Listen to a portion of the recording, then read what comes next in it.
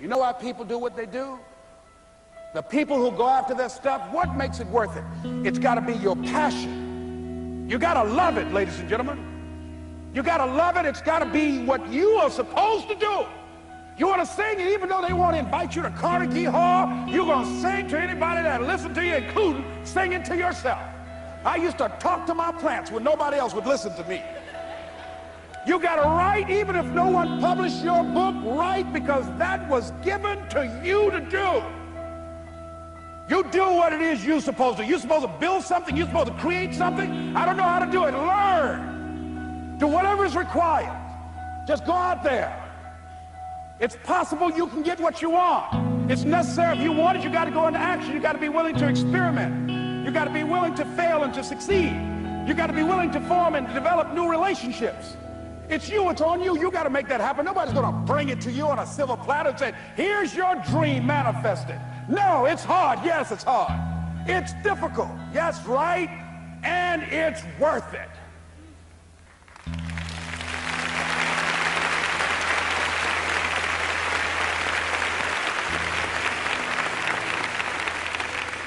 People ask, hey man, these kids, man, it's rough dealing with them. That's right.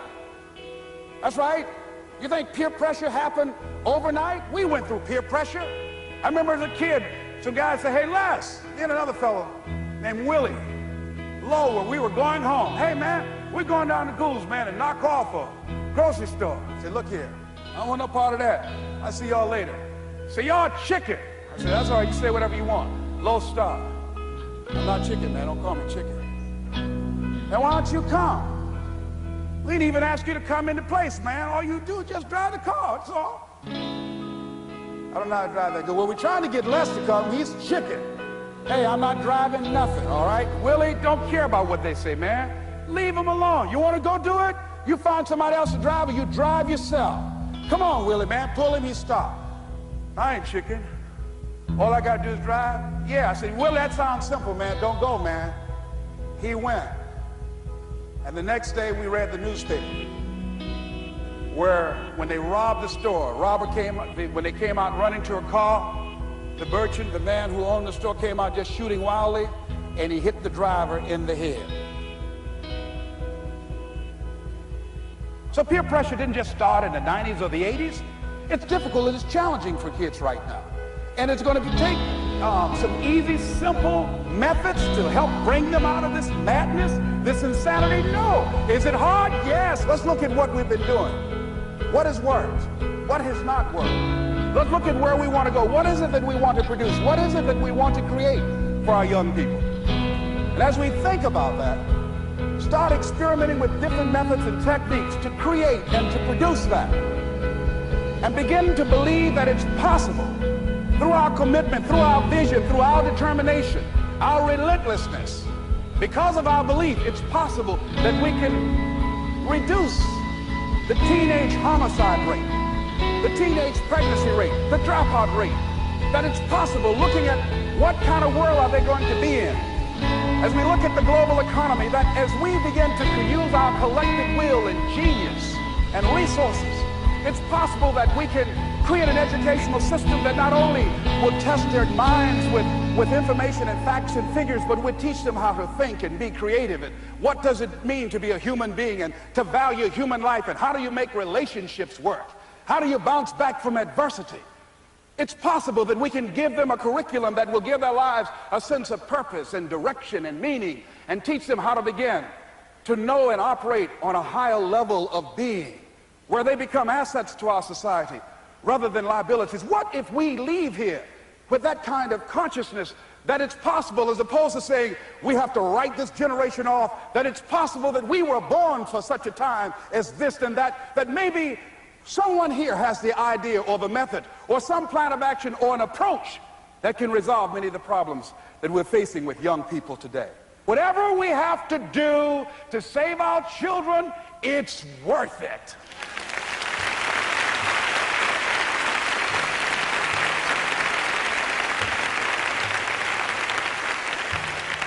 So that brings me to the final step, that it's necessary for us to begin to look at the future and know that it's possible that we can have our dream. Yes, it is.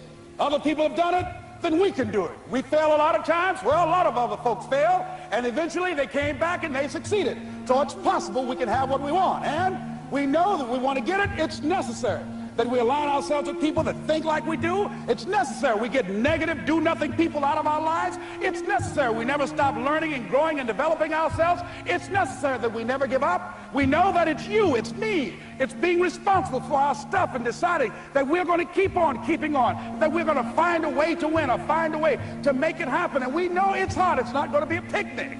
Yes, it's hard. It's hard. And we will do it hard. And once we do it hard and we go through it, we realize it was worth it. And once you discover it was worth it, it is done. It's done.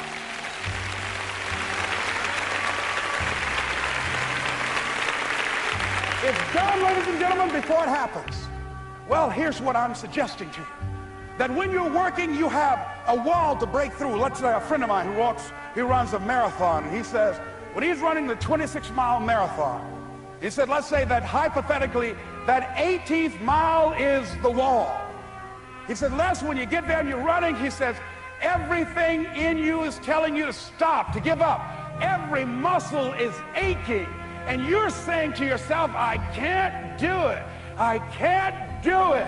And you just keep on, and you keep on, and you keep on. It seems like you're moving at slow motion. And then eventually when you break through that 18-mile wall, then you know it's like done and you're on automatic and you glide on in. And you know it's there. You know you're going to get to the finish line. And we've all had experiences where we were working on something and we knew it was possible. And we did those things that were necessary to bring it into reality. We took the responsibility to make it happen. Other people couldn't see it. A lot of people didn't believe it. You were attacked. You were criticized. People were opposing you, but you kept on doing it. It was hard. It was rough. It was difficult. But to you, it was worth it. And eventually you got to a level you know, can nothing stop me now. I'm on the move. I'm on the move.